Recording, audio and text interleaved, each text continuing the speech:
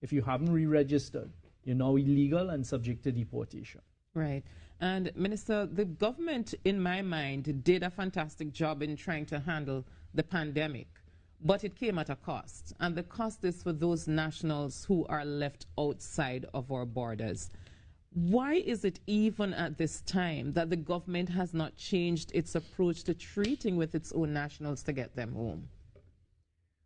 What do you mean the government hasn't changed? That the borders continue to be closed? The borders are closed, but I mean, if you recognize that the system can only hold, let's say, 150 people at a time, why not build out that system so that we can accommodate more nationals to come home? Because I'm trying to figure out what it must be like for a national being stuck anywhere where it doesn't want to be for that extended period of time, for a year or more. And for some people, that's the reality. Well, I am not certain for some people that's the reality. All right? As I've said repeatedly, there are categories of persons. Those who were genuinely went away before March of last year and found themselves caught at the closure of a border, meaning they went for a few weeks vacation, etc. That's been cleared. What you now have are persons who are accustomed going away. So they will go away, visit family, spend 6 months or 8 months, time to come home. That is being, that category of persons is being cleared. But let me tell you something, and I look at the statistics on a daily basis. I call for reports on a daily basis. Every single plane that leaves Trinidad, people leaving on it. So quite a lot of people who are outside now, nationals, are persons who've left within the last few weeks, the last few months, gone away, and now come in. I mean, I get some ridiculous, in my view. The borders are closed. We've asked persons, stay in place. But you have a lot of persons, and these are not the ridiculous ones, who have green card issues. So they fly out for their green card. Of course, they want to turn around and come back home. I have had some persons say, well, look, I had vacation, so I went out, but my vacation ending next week. I need to come home. But okay, but hold on. What about those who went out for medical issues and have to come home? To answer your specific question, we have introduced more resources in the system, but you always have to count on, suppose now there's an outbreak, can our public health system or parallel public health system for COVID handle it?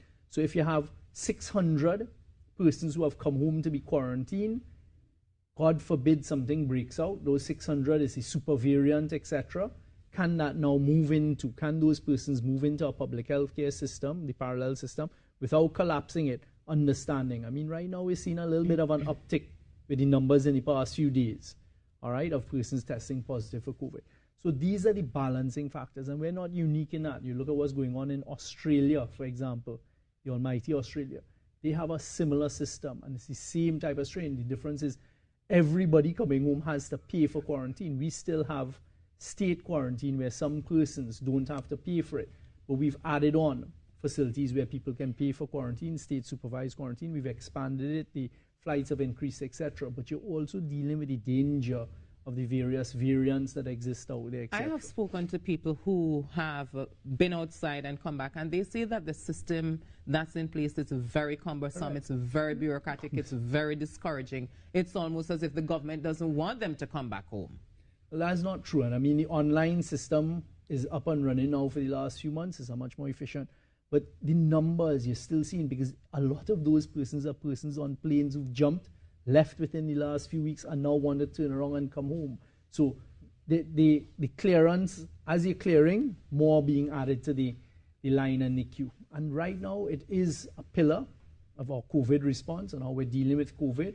That's why you see us still a huge, we're the second largest Caribbean country at 1.4 million people, still have very low numbers compared to some of our CARICOM colleagues who people say, well, why are you not like country X, why are you not like country Y? Their borders aren't, and you're seeing what is it. That is one of our pillars of how we respond to it, is keeping persons in Trinidad safe. As we said from day one, that was a priority for the government, and we continue to manage it. It's not something we want to be doing. Minister, we are out of time, but I want to thank you so much for being with us on the Now Morning Show, and we look forward to this thing coming together so that we can start feeling safe. All right, the Minister of National Security here with us, the Honorable Stuart Young. We're going to break for the newscast. Thank you all so much, and remember, you can send those